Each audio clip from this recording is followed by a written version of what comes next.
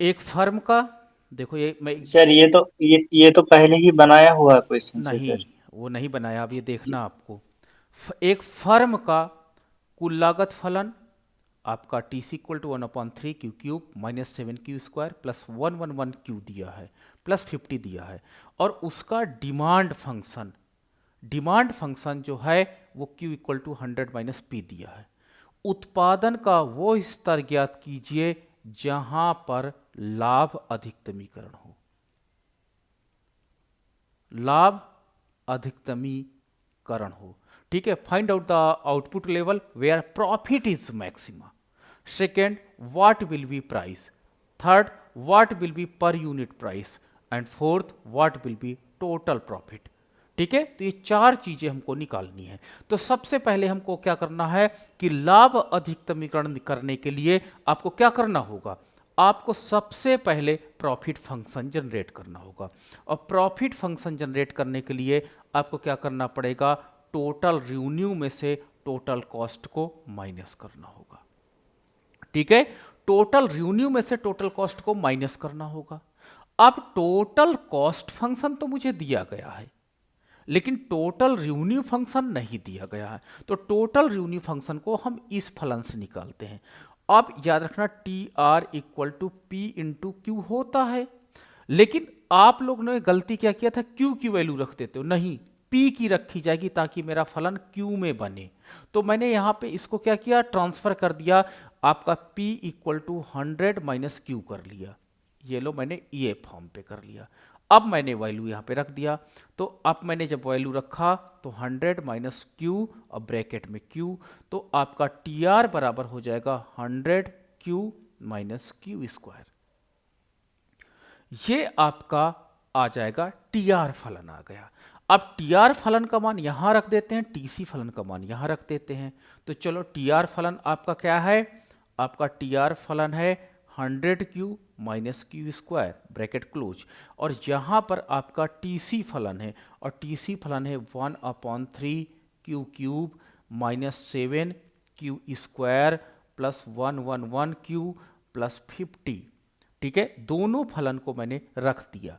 अब हम क्या करेंगे, इसको ब्रैकेट तोड़ते हैं, तो 100Q - Q² -1/3 Q³ minus plus आपका 7 Q² -111Q माइनस 50।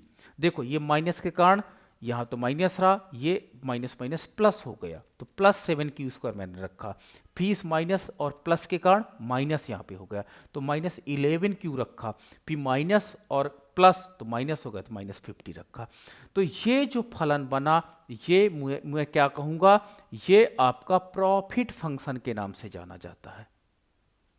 ये आपका प्रॉफिट फंक्शन के नाम से जाना जाएगा। ठीक है, लाभ फलन है। अब इसमें आप लगाओगे क्या, डिफरेंशिएशन की कंडीशन लगाओगे। जब डिफरेंशिएशन की कंडीशन लगाओगे तो आपको स्थितियां क्या हो जाएंगी, वही इसेंशियल कंडीशन, कंडीशन नंबर 1 लगेगी। तो D pi upon D Q equal to क्या हो जाएगा, यहां पे केवल 100 बचेगा, यहां पे क्या हो जाएगा -2Q होगा, यहां पे 1/3 × 3 हो जाएगा। तो आप क्या हो जाएगा 1/3 × 3 Q3 - 1 हो जाएगा। यहां पे +7 × 2 Q2 - 1 हो जाएगा। यहां पे -111 हो जाएगा, और यहां पे -0 हो जाएगा। सिंप्लीफाई कर लेते हैं, 100 - 2Q, 3 से 3 कैंसिल हो गया, तो आपका हो जाएगा -Q² प्लस 7 दूनी 14 Q -11। ये आपका प्रॉफिट फंक्शन है। इसको मैं अगले पेज पे लिख लेता हूं, 100 - 2Q pi equal to 100 - 2Q, ठीक है, -Q² plus 14Q plus, plus क्या है, -111 तो ये आपका प्रॉफिट फंक्शन है। देखो नहीं सॉरी, पहला डेरिवेटिव है। ठीक है, पहला डेरिवेटिव, एक मिनट इसको, हाँ ये इसको हम ऐसे लिखेंगे D pi upon D x, ये पहली डेरिवेटिव के बाद कहानी है। इसके इक्वल टू आपको जीरो रखना होगा। अब चलो इसको सेट कर लेते हैं थोड़ा सा, माइनस क्यू स्क्वायर यहाँ पे लिख देते हैं। अब माइनस 2q प्लस 14q तो लिखेंगे प्लस 12q, ठीक है। अब यहाँ पे हम लिखेंगे माइनस 11 इक्वल टू 0, ठीक है। अब आप ऐसे कर सकते हो, आप चाहो तो इसमें माइनस से मल्टीप्लाई कर दो तो ये हो जाएगा Q square minus 12q plus 11, ये भी आप लिख सकते हो चाहो तो। अब देखो श्रीधराचार्य मेथड क्या कहता है कि q पहले बड़ी पावर में हो, यानी 2 की सर पावर में हो। सर हाँ बताओ। सर 111 होगा सर। हाँ हाँ ओके, 111, हाँ क्यों जी 111 क्यों होगा? ये 111 ये है, और ये 100 हमने जी हटा सर। दिया तो क्या होगा, बोलो? सही है सर, क्या 11 ही तो होगा, ठीक है। अब देखो श्रीधराचार्य मेथड क्या कहता है कि q बड़ी 2 की पावर में हो, फिर q 1 की पावर में हो, फिर q 0 की पावर में हो, तो तीनों ऑर्डर क्रम से हैं। अब हम a की वैल्यू क्या होगी 1, क्यू स्क्वायर के पहले जो होता 1, b की वैल्यू क्या होगी माइनस 12, और c की वैल्यू क्या होगी 11, c की वैल्यू 11, ये लो तीनों वैल्यू हो गए। श्रीधराचार्य मेथड क्या कहता है q equal to minus B धन ऋण under root B square minus 4ac upon 2a, तो माइनस बी की वैल्यू क्या माइनस 12 धन ऋण अंडर रूट बी स्क्वायर कितना है, बी स्क्वायर आपका माइनस 12 का स्क्वायर है, माइनस 4, ए की वैल्यू कितनी है 1 और सी की वैल्यू कितनी है 11, बटे आपका कितना हो जाएगा 2a, 2 गुणे 1। चलो सिंप्लीफाई कर लेते हैं, तो माइनस माइनस प्लस, तो 12 धन ऋण अंडर रूट 12 का स्क्वायर 144 माइनस 11 चौको 44 बटे 2, ठीक है। अब क्या हो जाएगा, यहाँ पे लिखते हैं इक्वल टू 12 धन ऋण अंडर रूट 144 में से 44 माइनस होगा तो 100 बचेगा, बटे आपका 2, तो हो जाएगा 12 धन ऋण, अब ये इसका रूट निकालेंगे तो 100 का रूट 10 होता है, 10 बटे 2। अब क्या हो जाएगा यहाँ पर 12 प्लस, एक बार प्लस ले लेते हैं बटे 2, और एक बार 12 माइनस 10 बटे 2 ले लेते हैं, तो यहाँ पे क्या हो जाएगा 22 बटे 2, और यहाँ पर क्या हो जाएगा, यहाँ पर आपका हो जाएगा 2 बटे 2, तो ये 11 आ जाएगा और ये आपका 1 आ जाएगा। देखो क्योंकि 2 वैल्यू आ गई, अब दोनों वैल्यू रियल वैल्यू हैं, तो जब आपका 2 वैल्यू आ जाती हैं तो दोनों वैल्यू के साथ आप काम करोगे। अगर यहां पे एक निगेटिव आ जाती तो हम कह देते हैं कि दिस इज द इनरियलिस्टिक है, वो क्या होती है, वो अर्थशास्त्र में लागू नहीं होंगी, अदर जगह तो लागू हो सकती है बट इकोनॉमिक्स में लागू नहीं होंगी, ठीक है। तो उसको, लेकिन यहां पे दोनों वैल्यू काम करेंगी। अब हम क्या करेंगे, इसी फलन का द्वितीय सफिशिएंट कंडीशन पे जाएंगे, तो द्वितीय यानी जो आपका सफिशिएंट कंडीशन लगाएंगे, तो सफिशिएंट कंडीशन में D square pi upon D x square करेंगे, तो क्या हो जाएगा 100 माइनस 2q, आपका 100 minus 2q minus Q square plus 14q minus 111 ये प्रथम अवकलन का, अब मैं द्वितीय अवकलन कर दूंगा, ठीक है, ब्रैकेट में लिख दिया जाता है। चलो द्वितीय करेंगे तो 100 का अवकलन 0 माइनस 2 का माइनस 2 होगा, यहां पर क्या होगा माइनस 2q हो जाएगा, यहां पर क्या होगा प्लस 14 बचेगा, और यहां पर क्या होगा माइनस 0 होगा। चलो सही से लिख लेते हैं, पहले q वाला लिख लो, तो माइनस 2q हो जाएगा, ठीक है। यहां पर फिर हो जाएगा 14 में से 2 माइनस होंगे तो प्लस 12 हो जाएगा। अब ये देखो द्वितीय अवकलन का मान है D square pi upon D x square. अब यहां पे q बराबर एक बार 1 रखोगे, वैल्यू कैलकुलेट करोगे, तो चलो Q बराबर मैं 1 रखता हूं, ठीक है। तो 1 रखता हूं तो क्या आएगा, 2 माइनस 2 गुणे 1 प्लस 12, तो कितना हो जाएगा, -2 प्लस 12, तो कितना हो जाएगा आपका +10, +10 आएगा ना। तो जब 10 आया प्लस, तो ये क्या दिखाता है कि Q बराबर 1 पर फलन क्या होगा, मिनिमा। मैक्सिमम, हाँ, मिनिमा मिनिमा सर, होगा, मिनिमा। मिनिमा जी सर। मिनिमा होगा ना।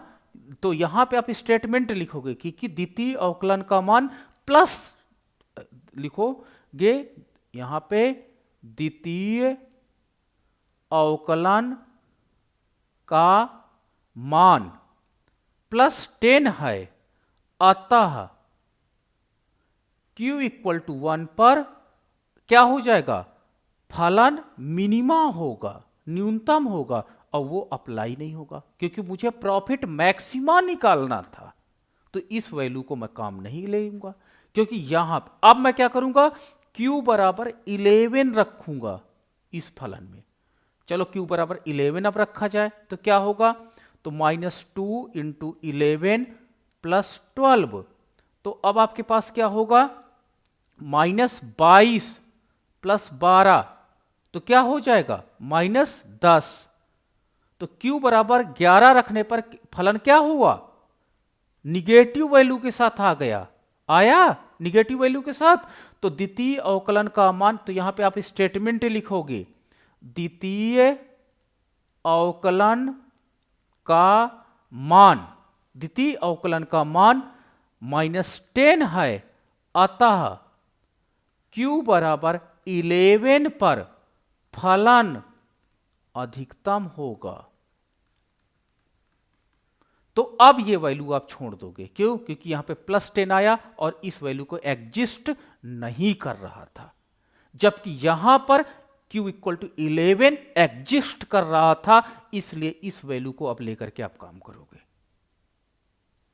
बात समझ में आई सभी को? Yes sir. ठीक है, इसलिए मैक्सिमा मिनिमा बहुत जरूरी होता है। और यहां पे अगर यहीं पर मुझे पता चल जाता माइनस, तो मैं एक वैल्यू को लेकर काम करता, लेकिन मुझे यहां पे नहीं बात पता चली, तो मैंने दोनों वैल्यू के साथ द्वितीय अवकलन के मान को टेस्ट किया, एक में +10 आया और एक में -10 आया। तो जिसमें -10 आया, क्योंकि मुझे मैक्सिमा वैल्यू पे काम करना था। अगर मुझसे कोई कह देता कि मिनिमा वैल्यू पे काम करो, तो मैं कह देता Q बराबर 1 पे आप काम करिए, ठीक है। लेकिन मुझे कहा गया था प्रश्न में कि उत्पादन का वो स्तर ज्ञात करो जहां पे लाभ अधिकतमीकरण हो, प्रॉफिट मैक्सिमाइजेशन हो। अगर प्रॉफिट मिनिमाइजेशन की बात होती तो मैं क्या करता, मैं Q इक्वल टू 1 कहता, कि एक उत्पादक से कहता कि आप 1 इकाई उत्पादन करना, 1 इकाई उत्पादन में उसका लाभ सबसे कम होगा। नहीं, मुझे लाभ अधिकतमीकरण करने का टारगेट दिया गया था, तो मैं 11 इकाई उत्पादन करने का उनको मैसेज दूंगा, ठीक है। तो ये आपका हो जाएगा। अब इस Q का मान अगर आप इस डिमांड फंक्शन में रख दोगे, तो P इक्वल टू आपका 100 माइनस Q है, और आपका 100 माइनस 11, तो आपका 89, दिस विल बी प्राइस हो जाएगा। ये आपका प्राइस निकल के आएगा। इसी तरह पर यूनिट प्रॉफिट आप निकाल लोगे। क्या, कैसे निकालोगे, AR माइनस AC से निकाल लोगे, वो तो आपको निकालना आता ही है। और T टोटल प्रॉफिट भी आप निकाल सकते हो। तो इस तरह आपको एग्जाम में क्वेश्चंस करने होंगे, तब आपका बनेगा, और इस पे आपको मेहनत भी करनी होगी, ठीक है। तो मैं एक दो क्वेश्चन और दे देता हूं, क्योंकि अभी आप लोगों का कॉन्सेप्ट प्रॉपर नहीं हो पा रहा है, तो उस क्वेश्चन को नोट कर लीजिए और इसको भी सॉल्व करके कल दिखाइएगा। तो नोट करिए क्वेश्चन।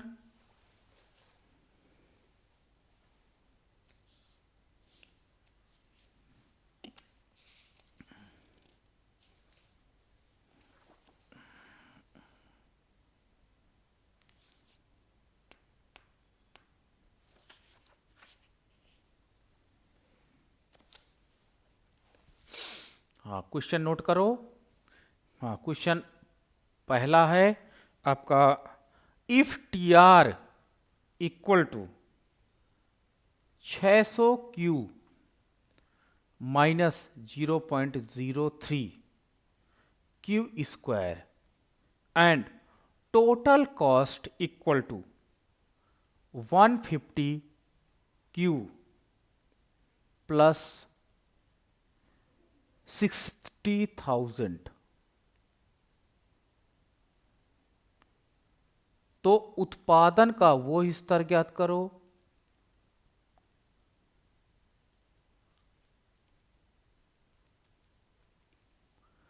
जहां पर लाभ अधिकतमीकरण हो।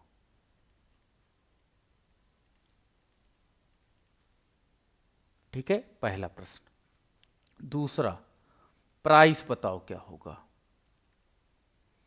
तीसरा, पर यूनिट प्रॉफिट बताना क्या होगा। चौथा, टोटल प्रॉफिट बता देना क्या होगा।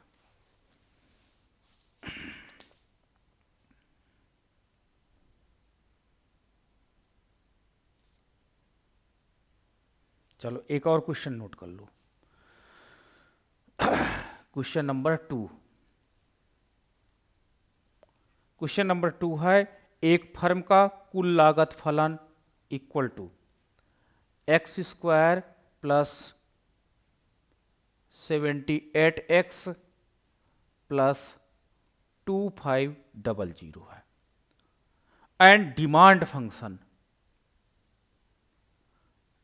फंक्शन आपका है x equal to 600 minus P बटे 8। तो उत्पादन का वो स्तर ज्ञात करो जहां पे प्रॉफिट मैक्सिमाइजेशन है। ठीक है, प्राइस का मान निकालो, पर यूनिट प्रॉफिट का मान निकालो, एंड टोटल प्रॉफिट का मान कैलकुलेट करो। ये 2 क्वेश्चन आपको करना है और ग्रुप में सभी शेयर करोगे अब, क्योंकि आप लोग प्रश्न सॉल्व नहीं कर रहे हैं, मुझे ऐसा लग रहा है।